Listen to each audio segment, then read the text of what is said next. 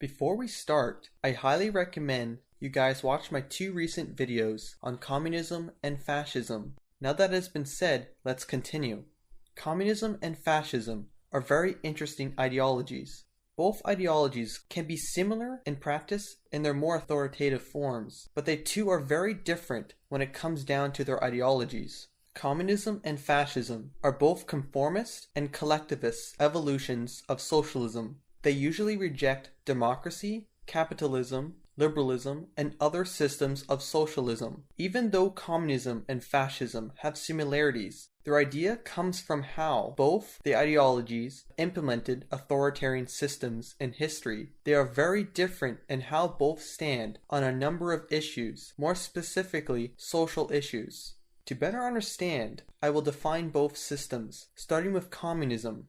Communism is a socially left-wing evolution of socialism, which is focused on the elimination of bourgeois property, planned economy, and broad social equality. In theory, communists are globalists and internationalists who call for a workers' revolution that would be able to take over an oppressive class of capitalists that come from the industrialization from the 19th to 20th centuries. Communists reject the idea of a social class and a nation of states for the goal of a classless global society where everyone is equal.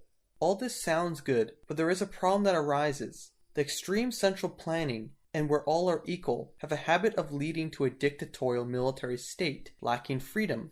Fascism, on the other hand, is a socially right-wing evolution of socialism, which its main goal is an elite social hierarchy and nationalism, which might implement a socialist economy, which differs from country to country. This means, in a way, fascism can be thought of as a right-wing socialism. In theory, fascists are usually anti-globalists and nationalists that want a totalitarian hierarchy state that can be based on value and race. Fascism is different from communism, as it seeks to destroy the enemy, while communism in theory wants their enemy to join them. But as we know, communism in practice tends to be aggressive and militant, just like fascism. The main problem with fascism is that the force hierarchy leads to a dictatorial military state lacking any freedom. Their aggressive selectiveness leads to fascists making more enemies than allies.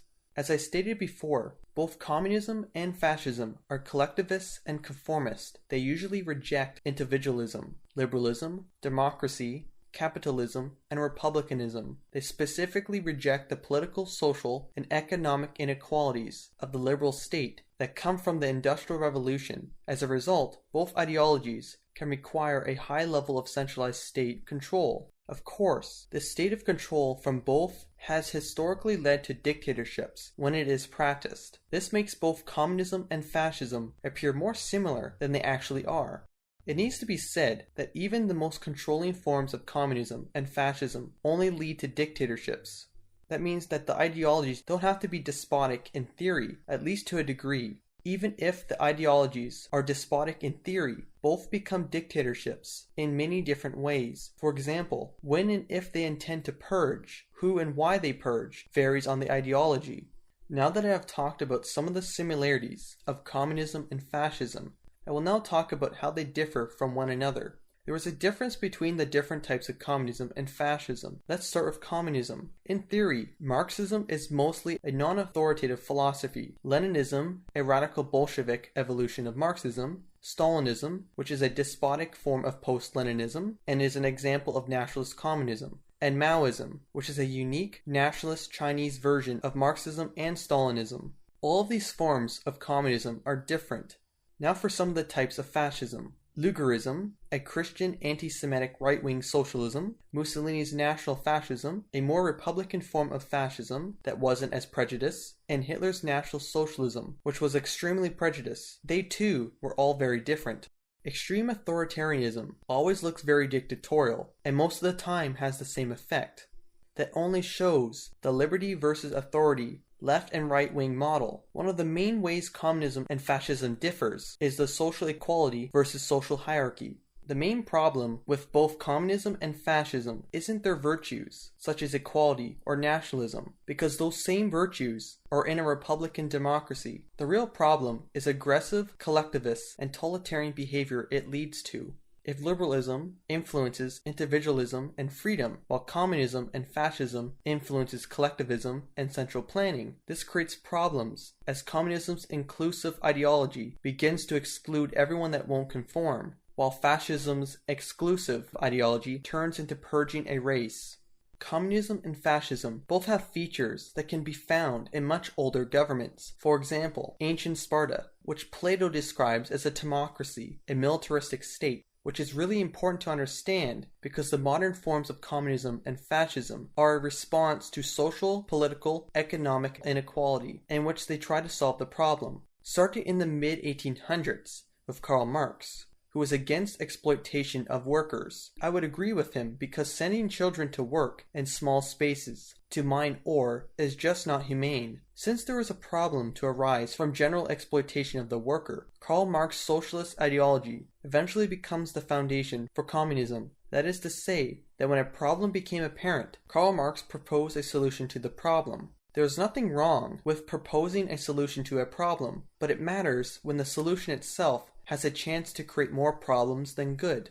Modern fascism, on the other hand, appears after World War I, which came from Mussolini's rejection of liberalism and socialism, while still retaining elements of liberal and socialist ideas. This can be seen from Hitler's National Socialism. While fascism and communism share similar socialist origins with similar features, their responses to social, political, and economic inequality in the liberal, democratic, capitalist state, they both are far from being the same. Communism can become authoritative in a means of achieving a revolution and planning the state. More of the details can be confirmed by the manifesto of the Communist Party. Anyone can choose to be a communist if they submit to the ideology. Take Marxism, for example. Marxism in theory sounds like an excellent idea. This would explain why people keep coming to Marxism for a solution, and I don't condemn people for looking for a solution. But Marxism becomes problematic when looking into the details. Its excess of equality and a call for revolution is a low-hanging fruit for dictatorships. For example, Stalinism was a pure dictatorship. When it comes to the ideologies in theory, more rational people would prefer Karl Marx over Adolf Hitler. But when it comes to implementing the ideologies, both communism and fascism yield very similar results.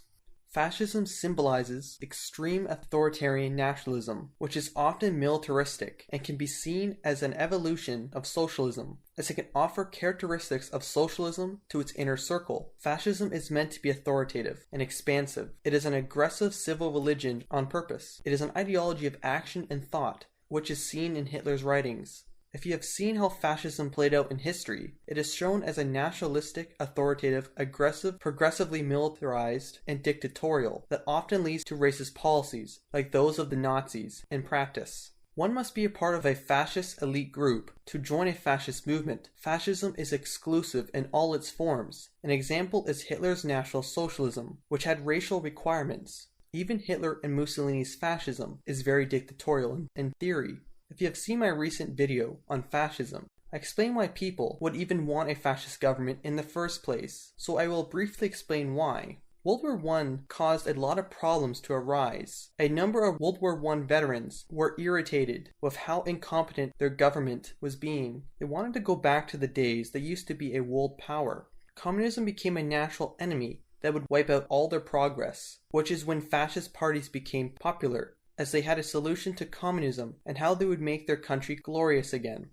The people thought they were out of options, so fascist governments came to power as long as they did what they said they were going to do, and for the most part, they made their country stronger and getting rid of communist threats. But it came at the cost of losing the people's freedom to a dictatorship. Even though communism and fascism historically led to dictatorships, they both considered themselves rivals, which attracted very different types of followers to each ideology. Like I said before, earlier in this video, there are a variety of the types of fascists and communists that exist. For example, Mussolini's fascist doctrine doesn't mention anything about race, while Hitler's fascism was based on anti-Semitism, and Hitler based a lot of his fascism on Mussolini.